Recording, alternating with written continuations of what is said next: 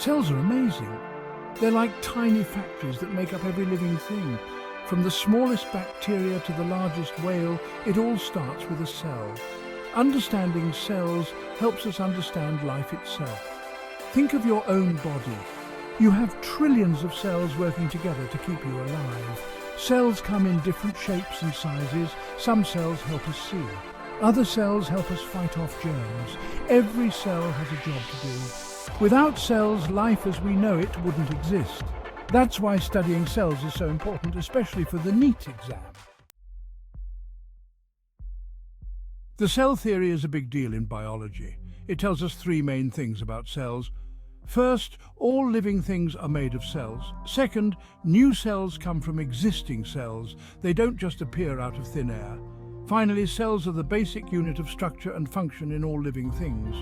Scientists like Matthias Schleiden, Theodor Schwann, and Rudolf Virchow helped develop the cell theory. Their work revolutionized how we think about life. The cell theory is a fundamental concept in biology. It helps us understand the commonality of all living things. Not all cells are created equal. There are two main types of cells, prokaryotic and eukaryotic. Prokaryotic cells are simple cells. Bacteria are an example of prokaryotic cells. They don't have a nucleus or other membrane-bound organelles. Eukaryotic cells are more complex. They have a nucleus that contains their DNA. Animals, plants, fungi and protists are all made up of eukaryotic cells. Eukaryotic cells are like miniature cities with different compartments that perform specialized functions. Imagine a cell as a bustling city. Inside the cell there are different compartments called organelles. Each organelle has a specific job to do. The nucleus is like the city hall, controlling cell activities. Ribosomes are like construction crews building proteins.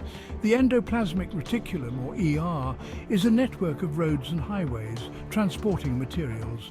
The Golgi apparatus acts as a post office, packaging and shipping proteins.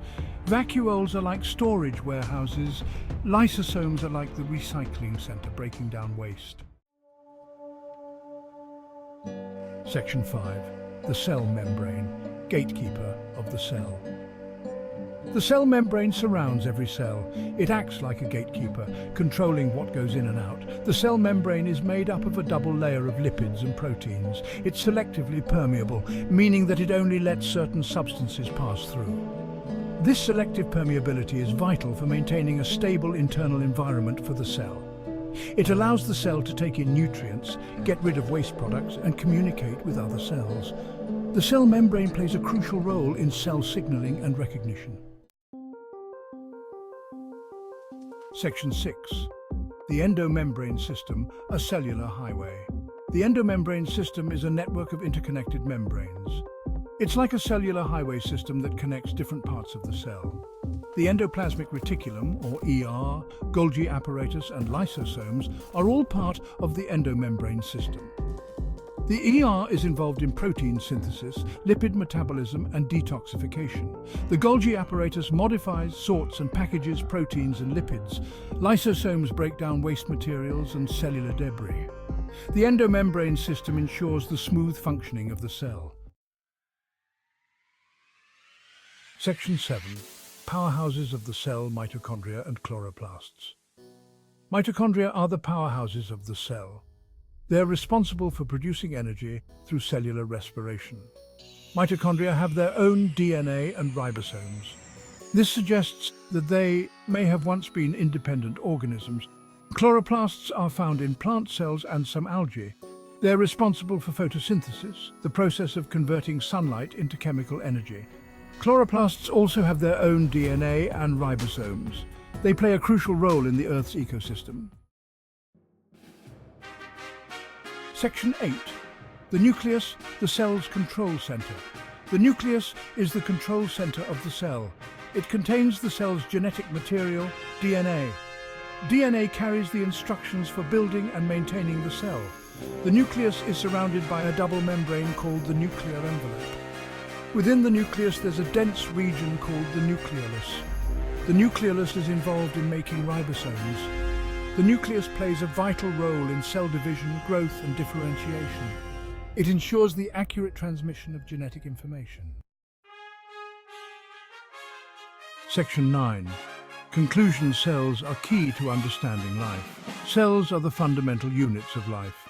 Understanding cell structure and function is crucial for the NEET exam.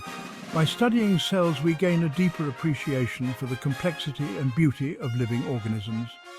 From the smallest bacteria to the largest animals, all life shares the common denominator of being made up of cells. Remember to review the different types of cells, their organelles and their functions. Pay close attention to the cell membrane, endomembrane system, mitochondria, chloroplasts and the nucleus. With hard work and dedication, you can master the chapter cell, the unit of life, and excel in your NEET exam.